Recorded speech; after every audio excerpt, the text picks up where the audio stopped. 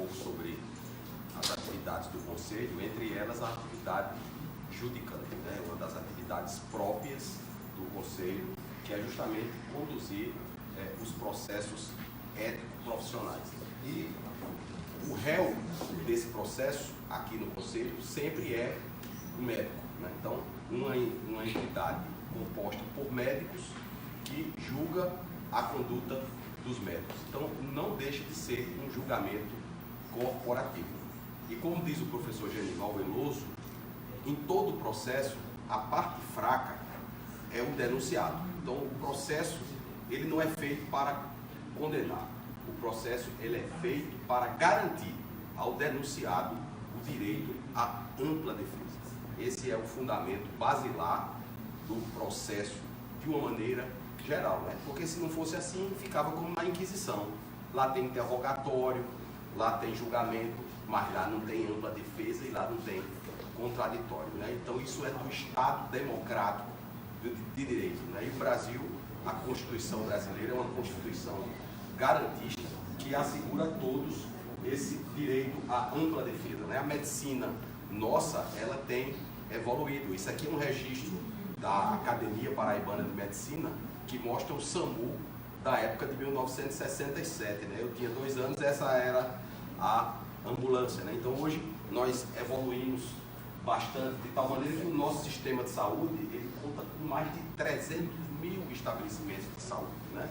Mais de 400 mil médicos, mais de 900 mil enfermeiras, né? Então é dentro dessa ambiência que se insere a necessidade, por vezes, de se investigar a conduta do médico. Então o médico ele responde não só perante o Conselho, como ele responde civilmente, ele responde criminalmente, responde de maneira administrativa em instituições públicas que ele trabalha, ou responde internamente em instituições privadas, né? Então, responder vem de spondeo, né? Isso é uma antiga forma romana, né?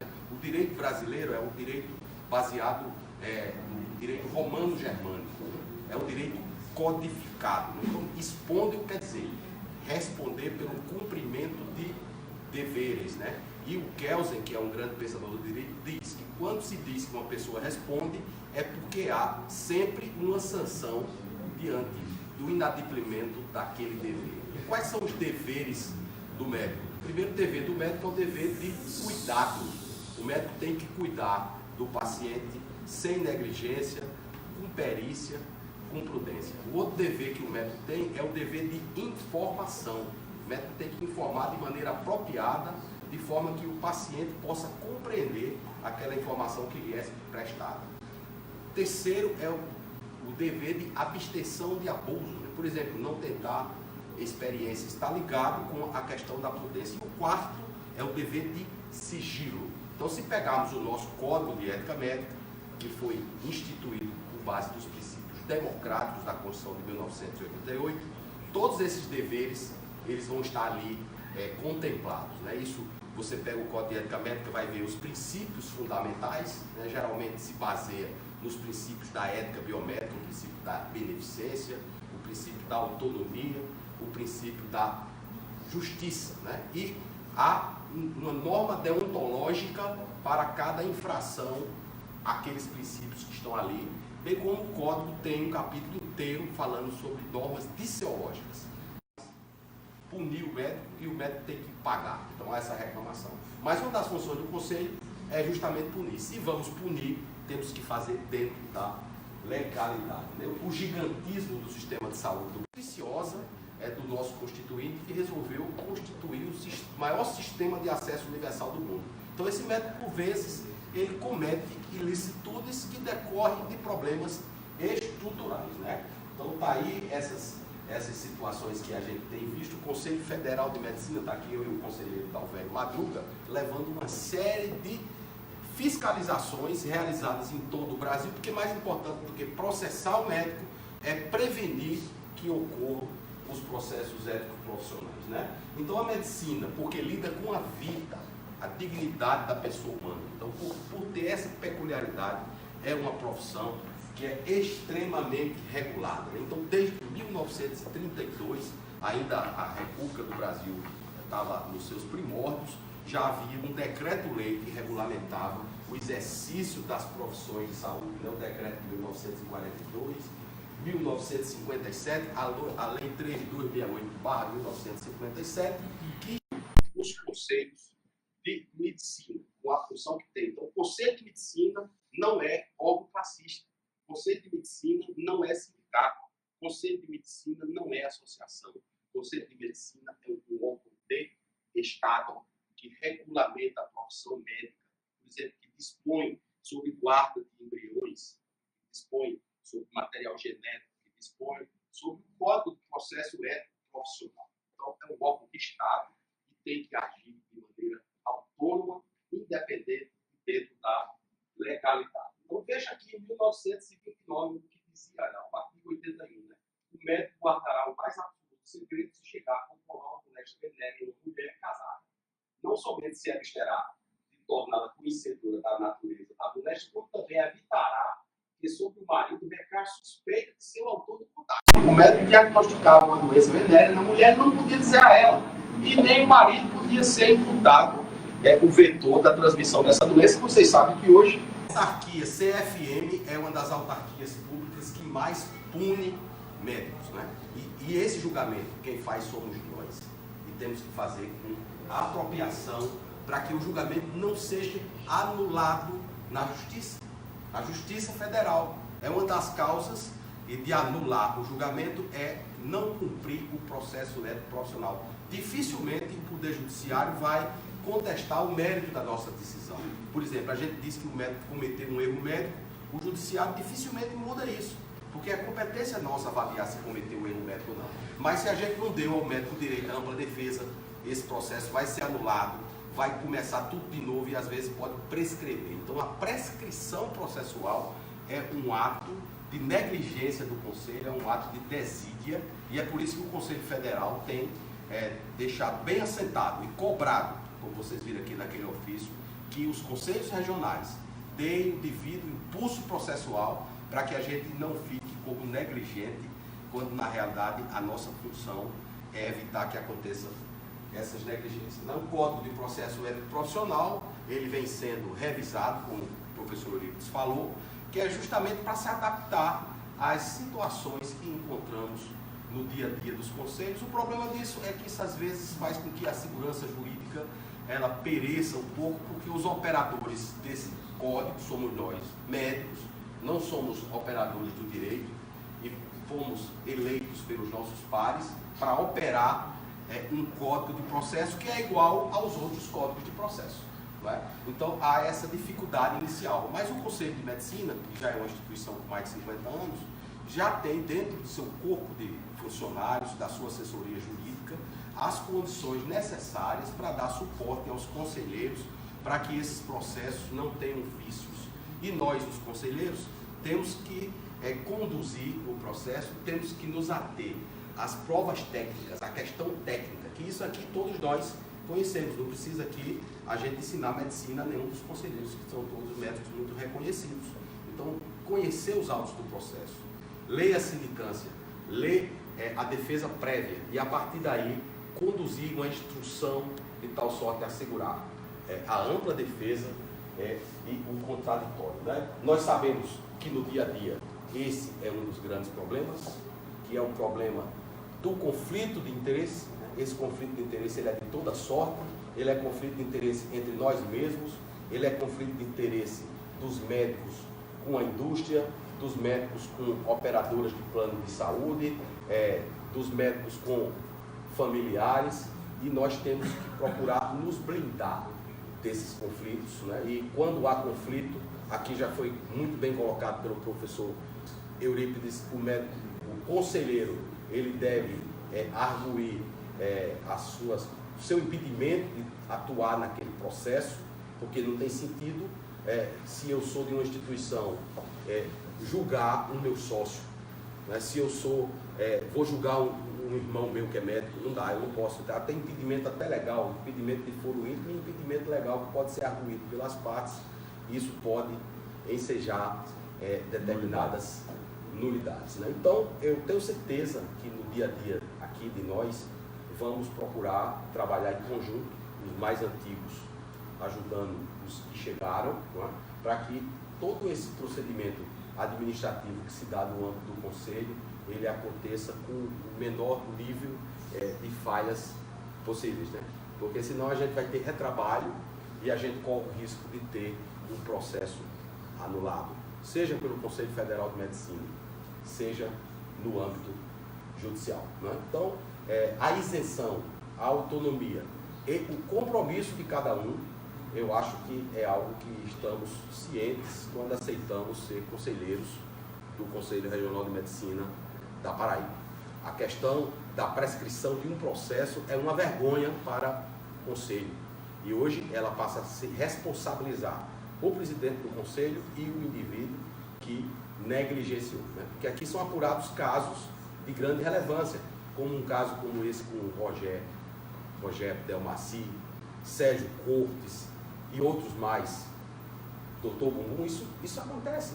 Aqui na Paraíba a gente não tem casos tão rumorosos assim, mas também acontece. Nós já interditamos médico aqui, interdição ética de médicos, porque ele continuar atuando seria um risco para a nossa sociedade.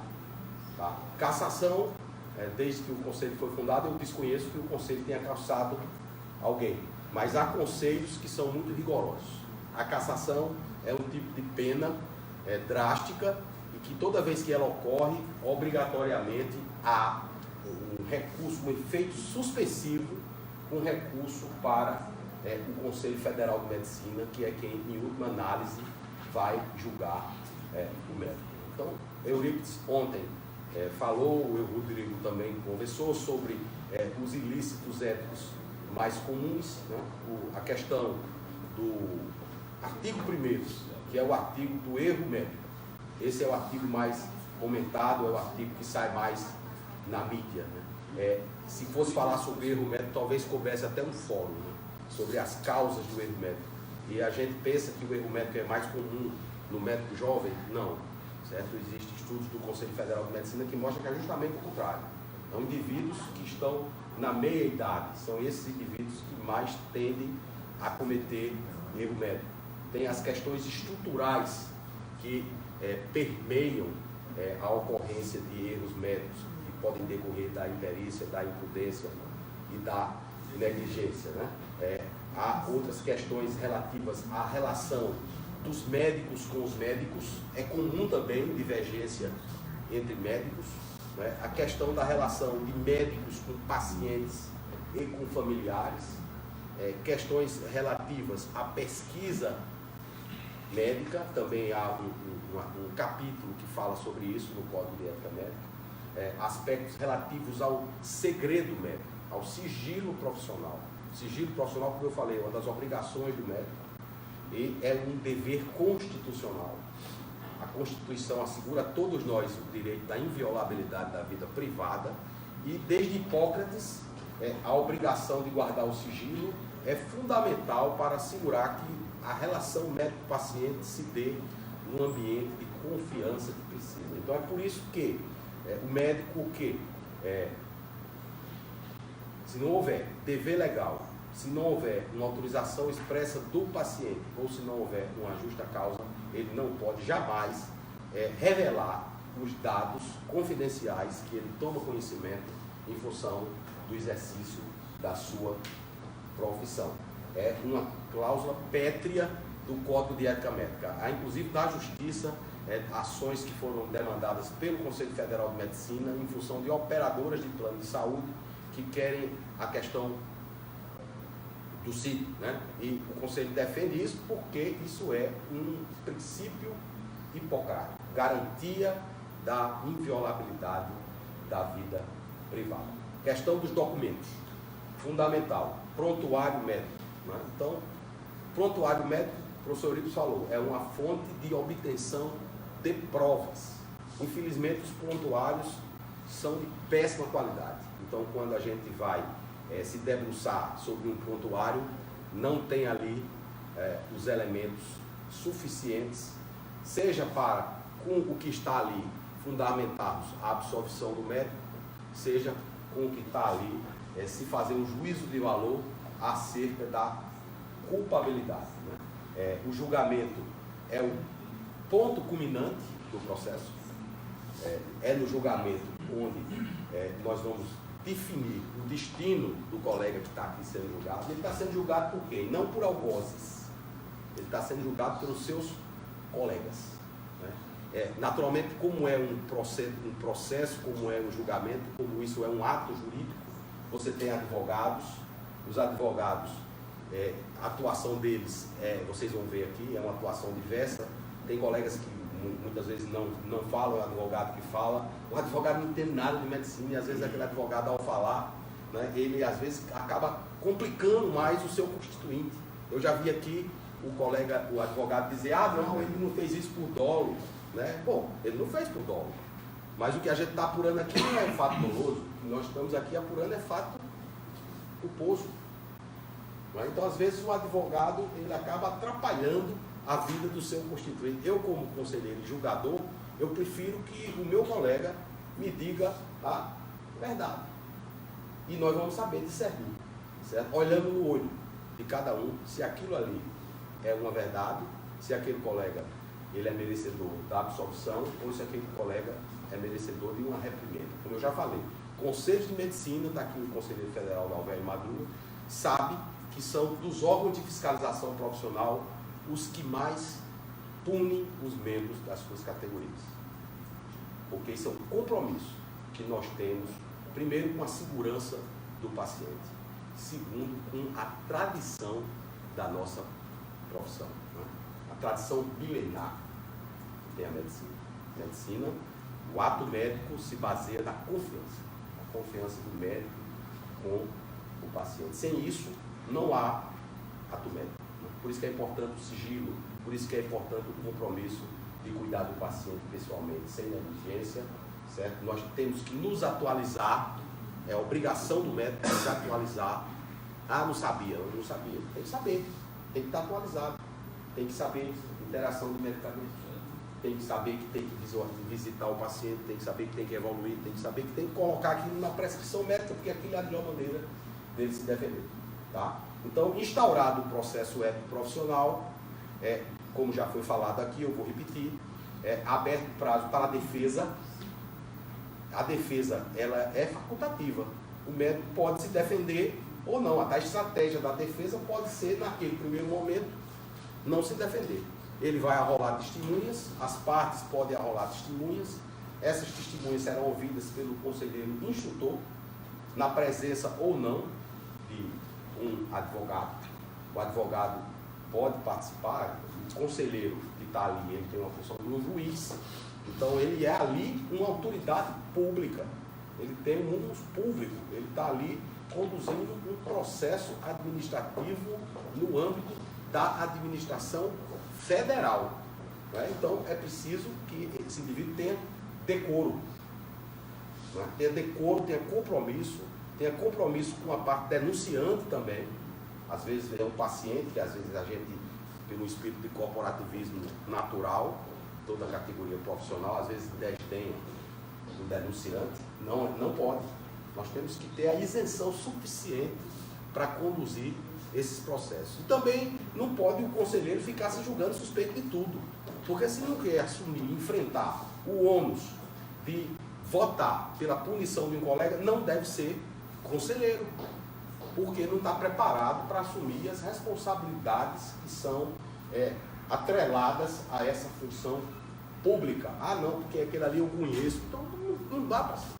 Então você tem que ter uma autonomia, tem que ter independência, tem que ter isenção para proferir o julgamento que seja mais correto. Né? Então o conselheiro instrutor é ele que vai formar o processo, é ele que vai colecionar todo o conjunto probatório que vai servir de base para o julgamento. Conselheiro, esse conselheiro funciona como um juiz, mas ele pode funcionar também como um Ministério Público. Ele pode fazer diligências no sentido de esclarecer os fatos que são ali denunciados. Então precisa haver um compromisso com o processo. O compromisso com o processo é você conhecer o processo. Tem que ler o processo.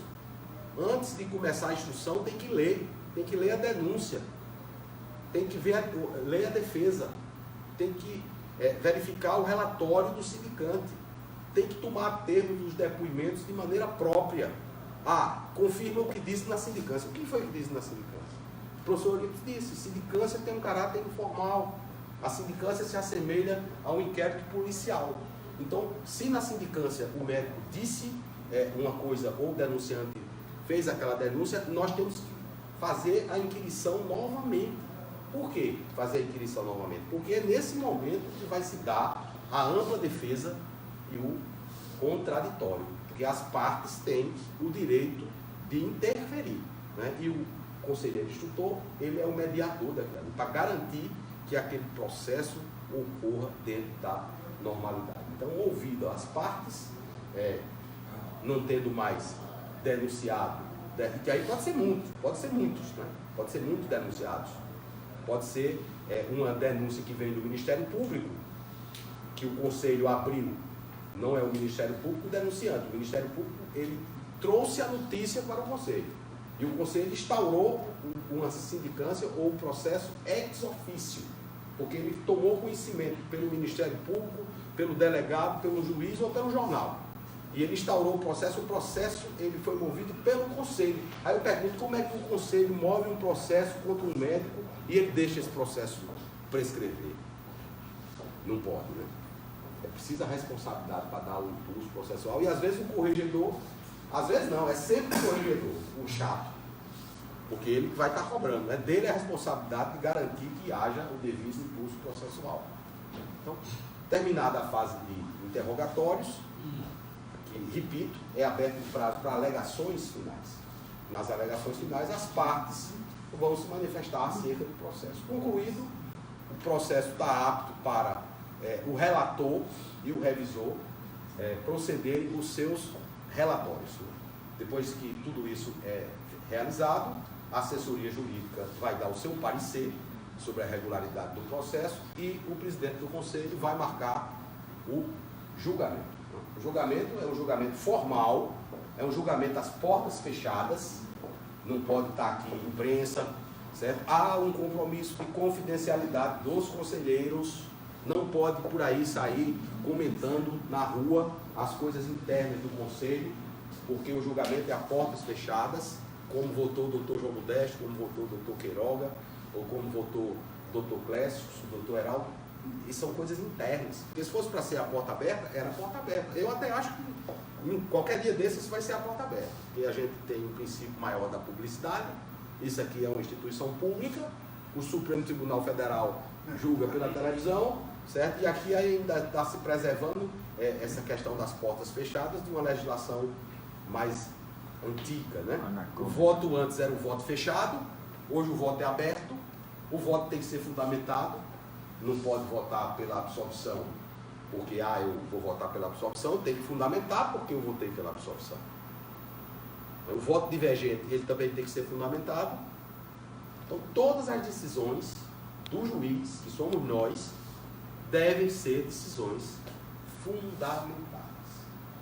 Se você faz o voto divergente, você vai deixar bem assentado ali e aquele voto vai estar lá. Se você é o divergente, é o voto vencedor, é ele o condutor do acórdão do julgamento. O julgamento é feito pelas câmaras? Não, o julgamento do processo é feito pelo plenário. Há conselhos maiores que têm uma pletora de processos que as câmaras julgam processos, né? E pode haver recurso para o pleno. O Conselho Federal ele julga nas câmaras. Geraldo, aqui nós... até o momento, até Eurípides, a gente estava falando de sindicância. A sindicância ela foi concluída com o arquivamento ou abertura de processo ético-profissional. Quando é aberto o processo, ele se inicia com a instrução, né, pela nomeação do conselheiro instrutor, e é justamente sobre isso que o conselheiro Marcelo está discorrendo agora. E nesse caso aqui, como o Marcelo falou, que o voto é dado baseado naturalmente nas instruções do Código de Ética. Código de Ética Médica. Então, os conselheiros vão ter acesso ao processo antes de se pronunciar? Não, hoje, quem tem acesso ao processo é o relator e o revisor. Né? Naturalmente que o corregedor tem conhecimento do processo, pode ter um resumo. Aqui não é prática nossa, mas pode haver um resumo sobre aquele fato que está sendo julgado, para que os conselheiros tomem conhecimento previamente. Mas geralmente nós temos conhecimento do processo na hora do julgamento. Então é feita uma fase. Primeiro é facultada a defesa, a palavra, né? Tá? É lido o relatório, o conselheiro relator lê o seu relatório, o conselheiro revisor pode acrescentar alguma coisa em relação ao que o relator falou, tá? Depois as partes, elas são ouvidas e se segue uma fase de esclarecimentos. Então são esclarecimentos fáticos, em que qualquer conselheiro pode arguir diretamente o médico, o relator e o revisor, ou o denunciado por intermédio do presidente, né? Então, esses esclarecimentos fáticos permitem que cada um faça o seu juízo de valor. É possível também esclarecimentos de mérito. O julgamento do Conselho Federal de Medicina, há muito o esclarecimento de mérito, que eu, inclusive, defendo muito, porque o que nós aqui discutimos são questões deontológicas, tá? Então, não é só a questão fática. Então, precisa haver uma discussão se realmente o doutor infringiu o artigo 1º, e aí a gente vai discutir deontologia médica de uma maneira mais profunda. Claro que o julgamento, o juízo de valor é feito na hora do voto, mas a gente não está fazendo um juízo de valor antecipado. O que nós estamos discutindo é a questão ética em si, que é a atividade precípua de um conselho como o nosso, né? O voto, antes era um voto fechado, isso já há muito tempo a gente aboliu esse voto fechado, o voto é aberto, né? Isso às vezes traz a gente constrangimento, um certo constrangimento, mas se tiver constrangimento não pode ser consequente. Tem que votar aberto, certo? Tem que ter posição clara, tá certo? Defendê-la, fundamentar com base na lei, com base no Código de Ética Médica, sobretudo no Código de Ética Médica. Há situações que nós estamos julgando aqui que também são crimes, tá? Também são crimes. E quando nós constatamos crime como um órgão público, nós temos que comunicar às autoridades competentes, tá? Temos que comunicar às autoridades competentes para que seja julgado na esfera. Às vezes a gente toma conhecimento de infração ética por outros profissionais de saúde, comunicar aos conselhos profissionais. Às vezes até advogados que vêm aqui infringem ética e a gente pode comunicar à OAB.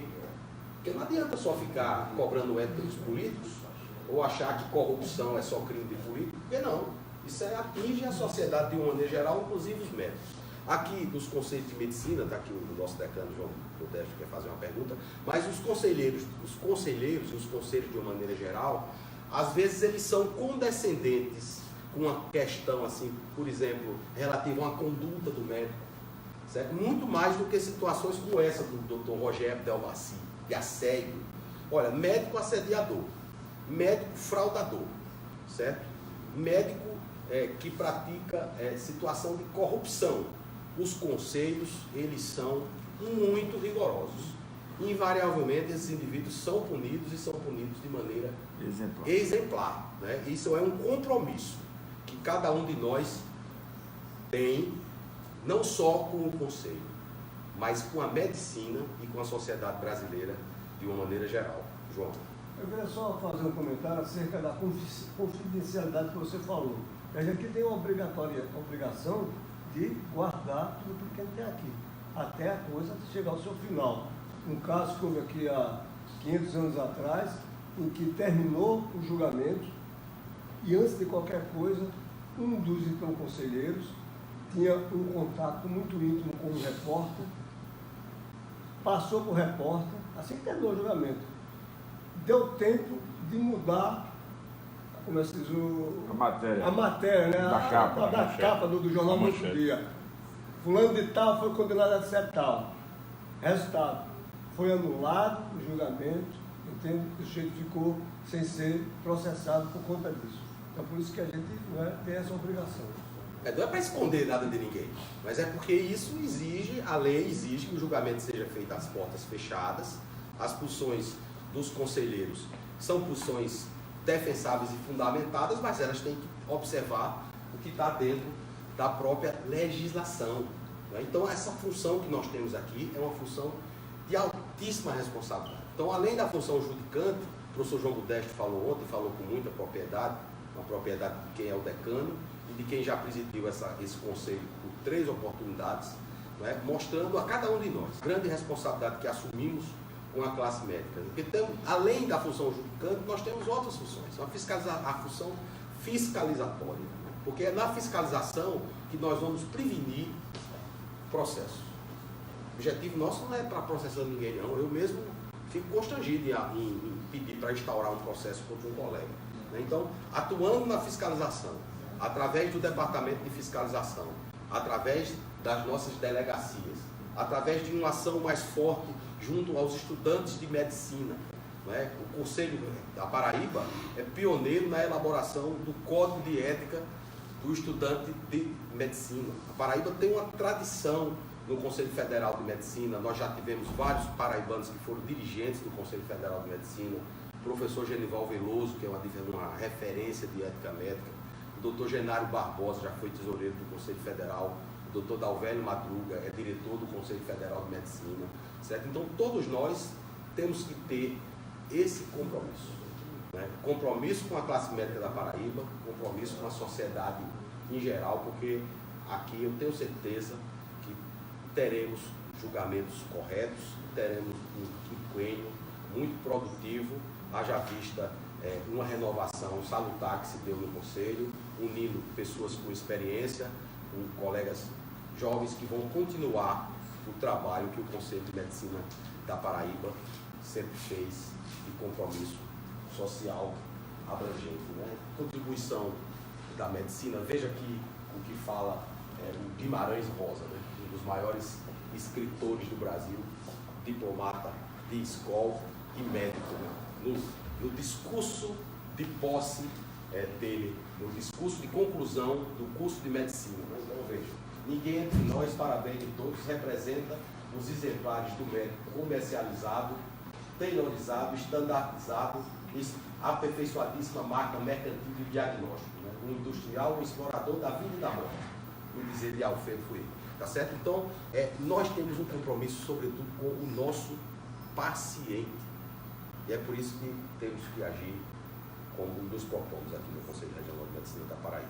As dificuldades são muitas, temos aqui os instrumentos de superá-las, somos bons médicos, temos comportamento ético exemplar, não existe ninguém aqui no Conselho Regional de Medicina da Paraíba que não seja ficha limpa, em nenhum conselho, é condição fundamental, tá certo? E vamos trabalhar. Esse é o espírito. Eu acho que o nosso presidente Roberto Magliano, um conselheiro experiente, já participou de outras diretorias, entrou comigo aqui no conselho, ainda como suplente em 1998, né? E agora temos a oportunidade de dar uma contribuição maior para todos.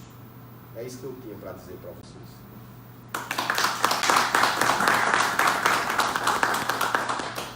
Acho que pergunta no final, né?